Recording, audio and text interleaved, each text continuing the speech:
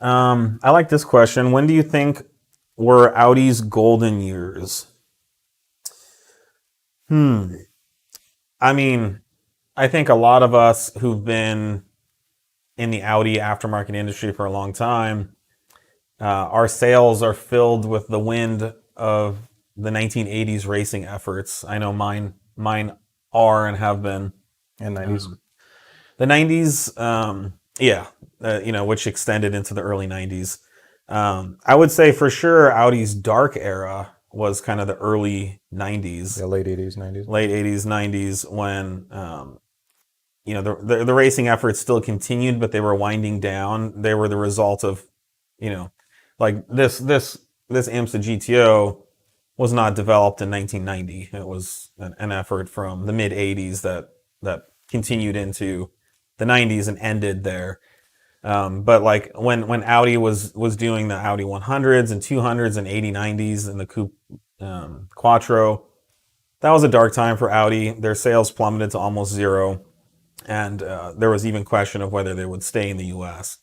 And the B5 A4 and the 1AT completely brought Audi out of that era into a more modern era, which I think Audi's current state is very good. But I think the golden era was when Audi innovated with Quattro and innovated with the i5 and also turbocharging. Audi was an early adopter of turbocharging. Audi did some really bold, innovative things by embracing Quattro all-wheel drive, by embracing turbocharging, by embracing this odd five-cylinder engine, which produced more power than a four-cylinder, but was more compact than a six. And yeah, more fuel efficient, more fuel efficient than a six-cylinder. Those were all key things.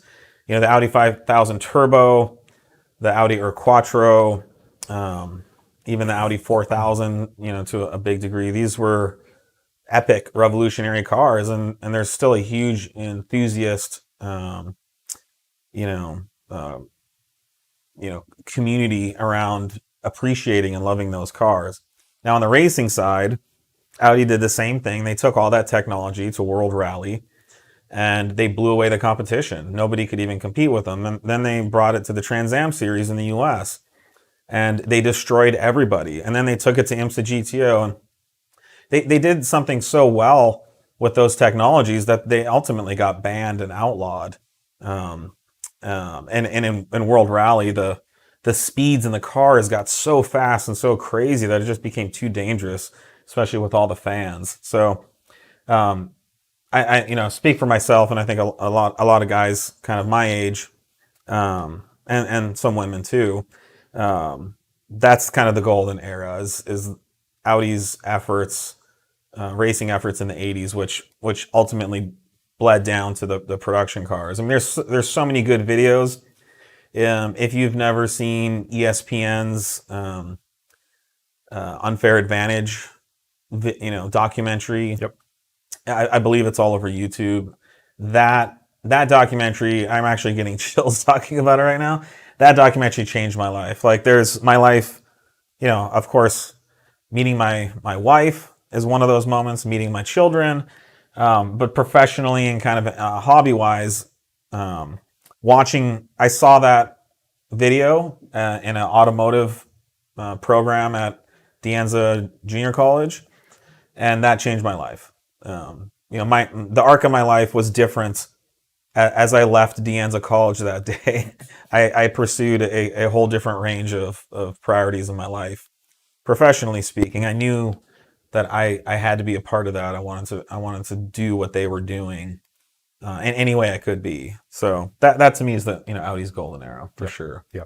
Yeah, it's just one of those technologies. It's just like, well, why isn't this in everything? It's just that the paradigm shift of why don't you have all-wheel drive everywhere if it's just dominating everything? Sometimes someone just sees an opportunity that for some reason nobody else has seen. I mean, it's just sitting right there in front of everyone. But Audi's innovative move was, up until then, four-wheel drive meant a huge clunky transmission, a huge transfer case, a huge rear diff. And Audi created a beautiful engineering solution where power fed out of the transmission into a into a center differential, which was inside the transmission. And then there were two counter-rotating portions inside the diff that then power would feed out to the front diff and the rear diff out of that center diff, all in the transmission itself, which was really no bigger than a normal transmission. So they created this innovation that ultimately led that technology to be put in everyday street cars and race cars. And, you couldn't take a Ford Bronco four-wheel drive and stick it into a sedan rally car, but you could, this other Quattro technology that they came up with. So